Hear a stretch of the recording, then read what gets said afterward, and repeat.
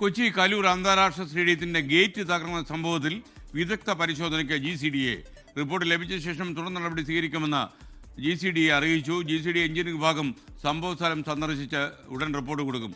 ലാൽകൃഷ്ണ കലൂരിൽ നിന്ന് ചേരുന്നു. പറയൂ ലാൽകൃഷ്ണ. ഇന്നലെ വൈകിട്ട് 5:20 കൂടിയാണ് ഈ ഗേറ്റ് നിലം പതിച്ചത്. 4 ഗേറ്റുണ്ട്. അവിടെ സത്യത്തിൽ ഗേറ്റിൻ്റെ ആവശ്യമില്ല, കാരണം അത് ചുറ്റും പുറം എല്ലാ ആളുകളും വരുന്നതും പോകുന്നതും ഒക്കെയാണ്. എന്തായാലും നവീകരണത്തിൻ്റെ ഭാഗമായിട്ടാണ് അവിടെ ഒരു ഗേറ്റ് സ്ഥാപിച്ചത്. പക്ഷേ ആ ഒരു ഗേറ്റ് കൊണ്ട് മാത്രം കാര്യമില്ല എന്നുള്ളത് മറ്റൊരു കാര്യം. കാരണം പുറകുവശത്തു കൂടിയും സൈഡിലൂടെയൊക്കെ ആ സ്റ്റേഡിയത്തിൻ്റെ ഭാഗത്തേക്ക് പ്രവേശിക്കാൻ വഴിയുണ്ട്. എന്തിനാണെങ്കിലും ഒരു ഗേറ്റ് അവിടെ സ്ഥാപിച്ചു. ആ 4 ഗേറ്റുകളിൽ ഒരു ഗേറ്റ്, ആ ഗേറ്റ് എന്ന് പറയുന്നത് ഏകദേശം ഒരു 12 അടിയോളം പൊക്കം വരുന്നൊരു ഗേറ്റാണ്. ആ ഗേറ്റ് അങ്ങനെ തന്നെ നിലം പതിക്കുകയാണ് ഉണ്ടായത്. ഒരു ഓട്ടോക്കാരൻ പോയപ്പോൾ ആ ഓട്ടോയുടെ പിൻഭാഗത്തേക്കാണ് ആ ഗേറ്റ് മറിഞ്ഞു വീണത്. അത് കണക്ഷൻ അടക്കമുള്ള കാര്യങ്ങളിൽ ആ ഓട്ടോക്കാരടക്കമുള്ളവർ തന്നെ വലിയ രീതിയിലുള്ള അപാകം ഉണ്ട് എന്ന കാര്യം പറയുന്നുണ്ട്. കാരണം ഇത് കൃത്യമായിട്ട് അടയ്ക്കാനോ തുറക്കാനോ പറ്റുന്ന രീതിയിലല്ല, കൃത്യമായി ക്ലാമ്പ് ചെയ്തിട്ടില്ല തുടങ്ങിയ കാര്യങ്ങളെല്ലാം അവർ പറഞ്ഞു.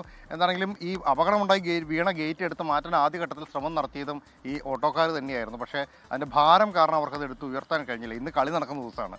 ആ സമയത്തായിരുന്നു, ആ വൈകിട്ട് ISL നടക്കുന്ന സമയത്താണ് ആ ഗേറ്റ് വീണതെങ്കിൽ അതിൻ്റെ ആഘാതം എത്രത്തോളം വലുതായിരിക്കും.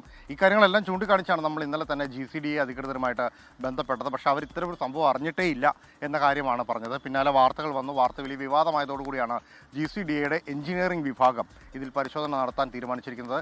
അടിയന്തരമായി വിദഗ്ധ പരിശോധന നടത്തി റിപ്പോർട്ട് വേണം എന്നുള്ളതാണ് GCDA അറിയിച്ചിട്ടുള്ളത്. ഈ റിപ്പോർട്ട് കിട്ടിയതിന് ശേഷം തുടർ നടപടി, തുടർ നീക്കങ്ങൾ എന്നുള്ളതാണ്.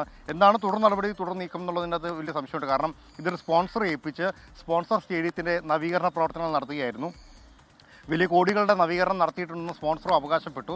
പക്ഷേ അതെല്ലാം പാകപ്പിഴകളിൽ നമ്മളെല്ലാവരും കണ്ടതാണ്, കേരളം ഒട്ടാകെ കണ്ടതാണ്. സ്റ്റേഡിയത്തിനകത്ത് വെള്ളം വീഴുന്ന അവസ്ഥയുണ്ടായിരുന്നു. സ്റ്റേഡിയത്തിന് ചുറ്റുമുള്ള സ്ഥലത്ത് ഡ്രെയിനേജ് വൃത്തിയായിട്ടുണ്ടായിരുന്നില്ല, കസേരകൾ മാറ്റിയിട്ടില്ല, അങ്ങനെ ഒരുപാട് പ്രശ്നങ്ങളുണ്ട്. അതിൻ്റെ ഏറ്റവും ഒടുവിലത്തെ ഉദാഹരണമാണ് ഇന്നലെ ആ സ്റ്റേഡിയത്തിൻ്റെ ഫ്രണ്ടിലുണ്ടായിരുന്ന ഒരു ഗേറ്റ് അങ്ങനെ തന്നെ പടർന്ന് വീണിരിക്കുന്നത്. അതുമായി ബന്ധപ്പെട്ടുകൊണ്ടുള്ള വിദഗ്ധ റിപ്പോർട്ടിന് ശേഷം തുടർ നീക്കങ്ങൾ, തുടർ നടപടികൾ, നിയമ നടപടികൾ അടക്കമുള്ള കാര്യങ്ങൾ ആലോചിക്കുമെന്ന കാര്യം കൂടിയാണ് GCDA വ്യക്തമാക്കിയിരിക്കുന്നത്. 11 മണിക്ക് ശേഷമാണ് എഞ്ചിനീയറിംഗ് വിഭാഗത്തിലെ വിദഗ്ധ സംഘം കലൂർ സ്റ്റേഡിയത്തിന് മുന്നിലുള്ള ഈ ഗേറ്റ് പരിശോധിക്കാൻ എത്തുക.